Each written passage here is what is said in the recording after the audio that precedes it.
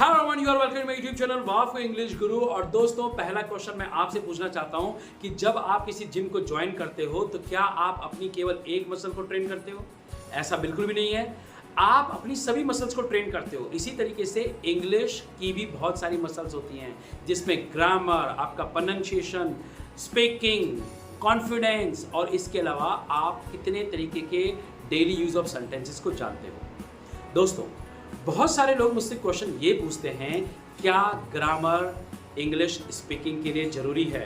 तो मेरा जवाब है कि ग्रामर इंग्लिश स्पीकिंग के लिए बिल्कुल भी ज़रूरी नहीं है। देखिए दोस्तों, जिम ज्वाइन करने से पहले आपके बहुत सारे टारगेट होते हैं कि आप जिम को क्यों ज्वाइन करना चाहते हैं, आपका पर्पज़ क्या है। इसी तरीके से इंग्लिश सीखने का आपका पर्पज़ क्या है। अगर आप भी किसी एग्ज़ाम को पास करना चाहते हो और अच्छे मार्क्स लाना चाहते हो तो आपको ग्रामर सीखनी चाहिए। लेकिन अगर आपका पर्पज़ केवल स्पीकिंग है और आप केवल अपनी स्पीकिंग सुधारना चाहते हो तो आपको ग्रामर नहीं सीखना है। क्योंकि दोस्तों, जब आप ग्रामर सीखते हो तो आपकी स्पीड स्लो होना लाजमी है। क्योंकि जब आप किसी से इंग्लिश में बात कर रहे होंगे और आपकी आदत ट्रांसलेशन की होगी तो आप बहुत सारा समय लेंगे ये सोचने में कि सब्जेक्ट क्या है, वर्ब क्या है, ऑब्जेक्ट क्या है।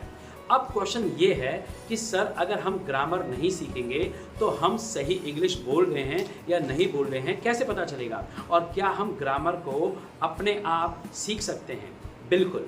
अगर आप ग्रामर को बिना फोकस किए या बिना इंस्टीट्यूट को ज्वाइन किए सीखना चाहते हो, या आप अच्छी इंग्लिश बोलना चाहते हो बिना ग्रामर में फोकस किए, तो आप केवल और केवल अपनी लिसनिंग में ध्यान दीजिए दोस्तों। तो दोस्तों, आप अपने कानों को, ये हमारी जो इनपुट डिवाइस होती है, जैसे कंप्यूटर में इनपुट आउटपुट डिवाइस होती है, इसी तरीके से हमारे जो कान होते हैं ये इनपुट डिवाइस का काम करते हैं।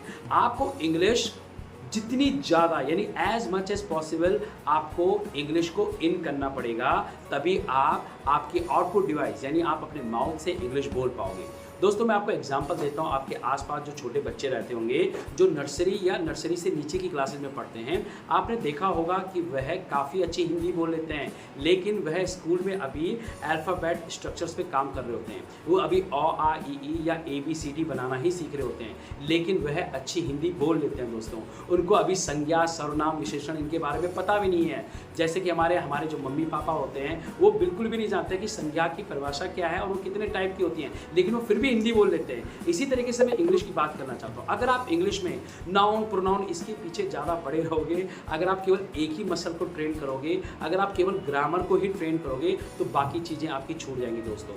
अगर आप स्पीकिंग करना चाहते हो तो स्पीकिंग के लिए आपके अंदर कॉन्फिडेंस होना चाहिए, और दूसरा, आप कम से कम समय में रिस्पॉन्स देना आपको आना चाहिए।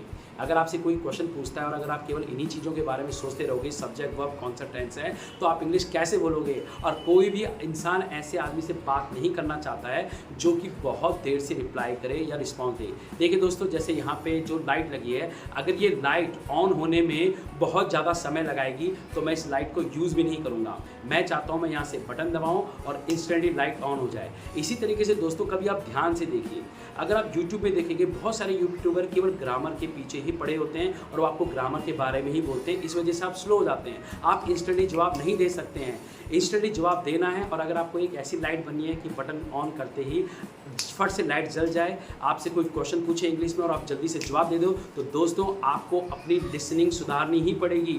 आप इंग्लिश गाने सुन सकते हो, इंग्लिश कॉन्वर्सेशन सुन सकते हो, इंग्लिश रेडियो टॉक सुन सकते हो। जितना सुनोगे उतना आएगा, उतना आप बोलोगे। This is the golden statement.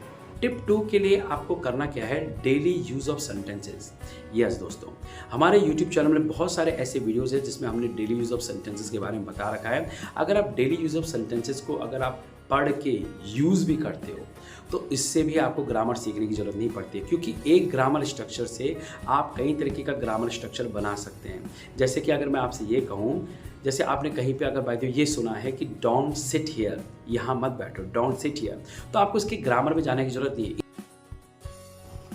एक डेली यूज ऑफ सेंटेंस याद करने के बाद आप कई तरह के ग्रामर स्ट्रक्चर बना लोगे, जैसे don't sit here, don't come here, don't worry, don't fight with me, don't go there, don't touch me. इस तरीके का आप कई तरीके के सेंटेंसेस ऑटोमेटिकली बना लोगे बिना ग्रामर सीखे। तो ये काफ़ी अच्छा मेथड है दोस्तों, जिसको आप अप्लाई करोगे तो आप ऑटोमेटिकली अपनी स्पीकिंग को अच्छा कर सकते हो। If you like this video, please share and subscribe YouTube channel of WAF English Guru. Bye bye. See you.